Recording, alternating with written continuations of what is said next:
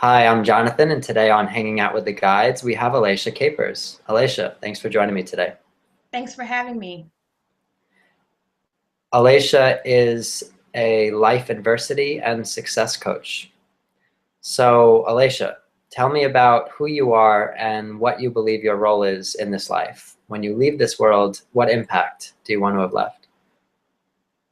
Well, Jonathan, I am a life adversity and success coach, and my mission is to empower women with the knowledge, skills, and renewed confidence to overcome their life adversities, be it something that is acute or a lifelong battle, to overcome those battles and challenges and reach their goals, whatever they may be. And my role basically in this lifetime is to help people. It's my calling. I love it. I love helping people and connecting with people and really helping them get through some of the tough times. It's a good role to have.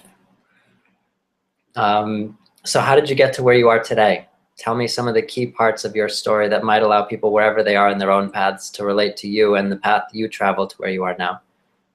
Well, I've had a lot of ups and downs in my lifetime, a lot of adversity that I have personally experienced. And I learned a lot, as we all do when we have hard times. And I find that as I go through some life changes and adversities, I can use my own personal story of hardships to help other people and connect with them that way.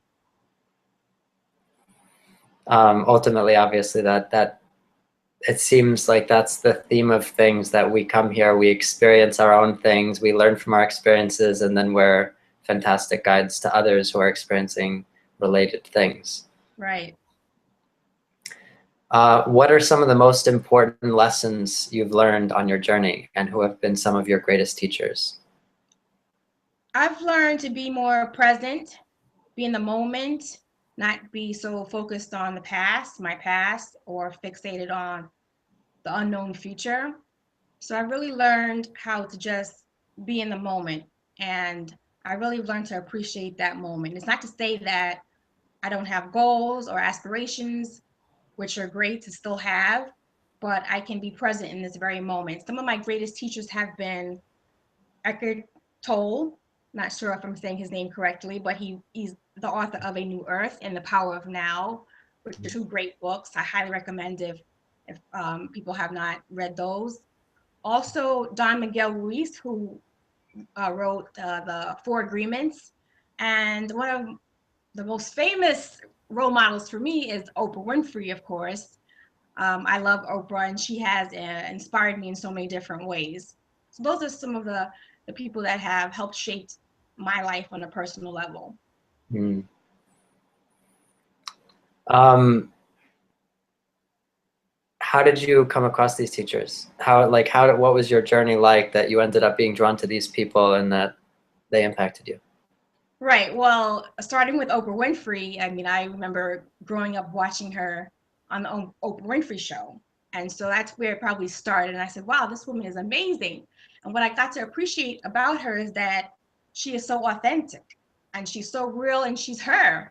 And she's very open and sharing of her own personal adversities. And you get to appreciate that in a person. And she's okay with vulnerability, and just sharing some of her life with others have helped other people. And her main objective in this lifetime is to help other people, and that has inspired me. So part of my mission in my personal life is to help others. I also am a student before anything else, so I've done a lot of reading. I'm always reading books on my Kindle. So I like learning about different philosophies and, applying them and seeing how they feel and how they work, as well as, discussing them with others. So, What was the greatest sort of contributing factor to getting you to be present, to like learn how what that is compared to the way you were before you learned to be present? What was the shifting? What got you realizing this feels much better? Being present feels much better. This is a much better well, way to be. part of my adversity was dealing with so many unknown factors in the future. And like many people, we do not know what the future holds, but for some people in particular, that can be a life hurdle to get through, dealing with so many uncertainties that they know are present, whatever they may be facing. And I found that it was, you know, it didn't make sense to be fixated on what you didn't know.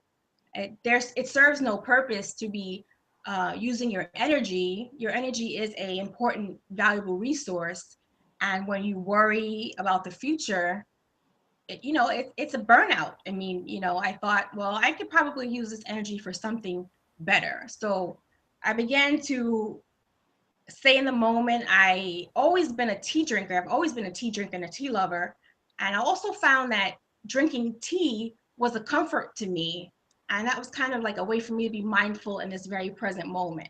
And that means it might seem rather small or insignificant, but that's part of what helped ground me is drinking tea and being in the moment and appreciating that, because the past we cannot control. Obviously, it's already happened. And the future, we also, don't really have as much control over as we may think.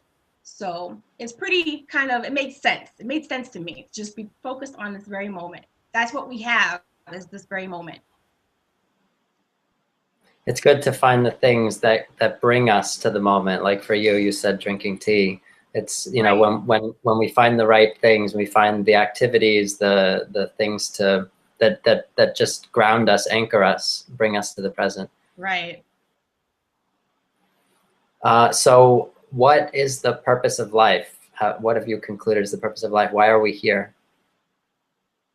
We're here to, which I mentioned earlier, to give to others, to find our calling and our purpose, and to use that to help other people in whatever way that might be. So for me, it is helping people move through some of the life challenges they may have and overcome those, and to maximize their personal effectiveness. It's almost like,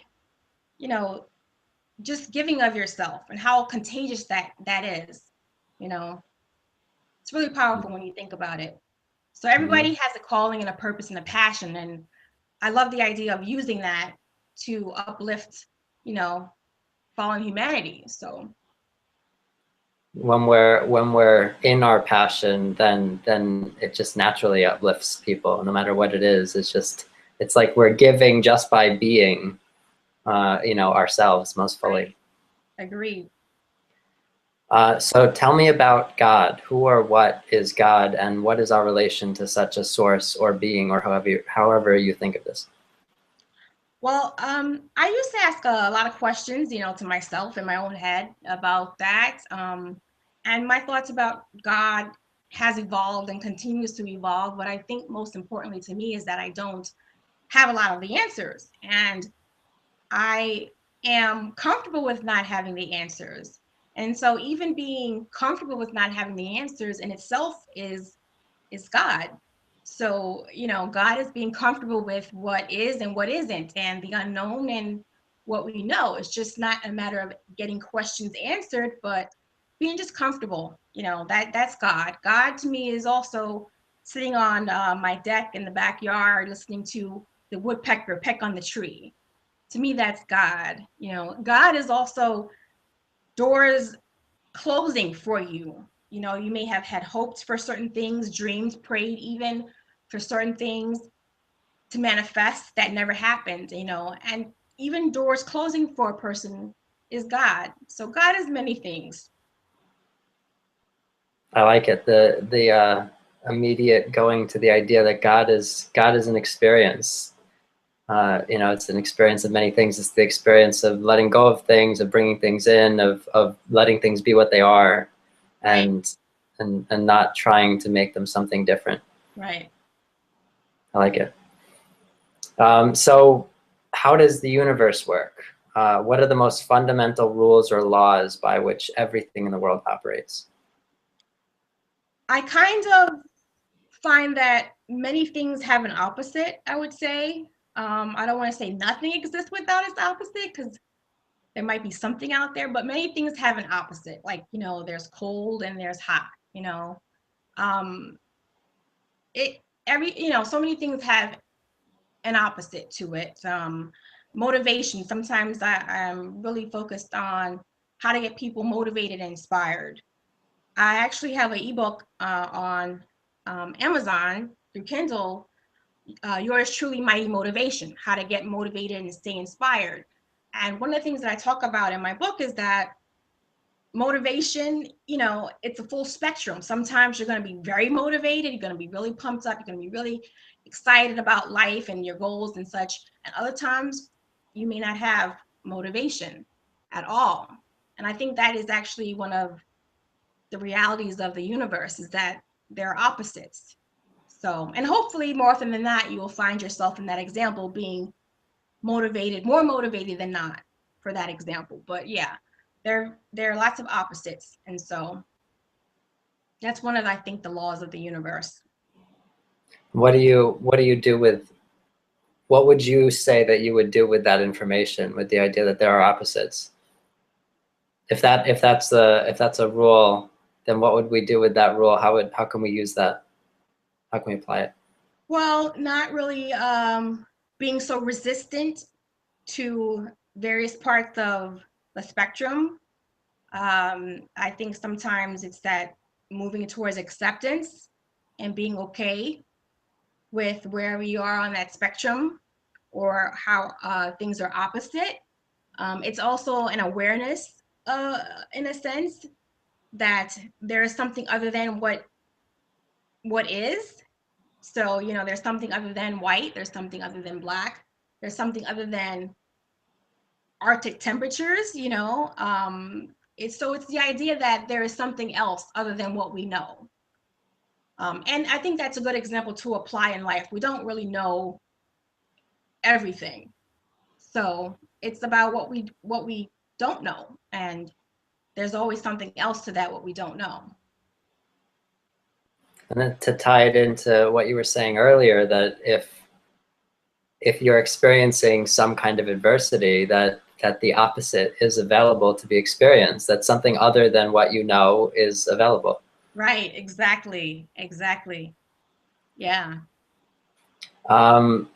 So with all the lessons that you have learned on your journey and your life, what do you believe is the most important thing for every person to know? If you could tell every human being on the planet one thing, what would it be? I would say that, it's kind of a tie. Can I give you two Yeah, examples? But go for it. Yeah. one is, most things don't really matter. Most things that we make a big fuss about, we worry about, or we're stressed about, they're in the grand scheme of things, they're irrelevant, they're insignificant, and they don't really matter. So I would say that for being one. And the other is definitely that you are enough. It's good. Powerful So I messages. would say, sorry about that. I would say that you are enough, because I think a lot of the challenges that we face as people is that we're not enough. We're not smart enough. We're not attractive enough. We don't have enough possessions or what have you. So I would definitely would want everyone to know that they are enough. That's good. Those messages sort of go together, because if we're not sweating the small stuff, if we're not getting too lost in the details, then we're more inclined to feel like we actually are enough. Because ultimately, otherwise we get lost in all the things we really should be doing to be enough. That if we were only this or that, or if something different happened, or we presented ourselves differently, then we'd be enough. And so we get caught up in all the details, and then we don't feel we're enough. But if we're just letting the big picture be what it is, and staying with the big picture, then it's much easier to feel like you're actually enough. Right, exactly. That's great. Good messages.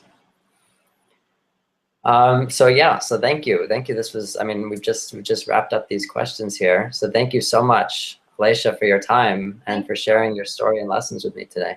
Thank you very much. And thank you to all who are watching. Have a great day.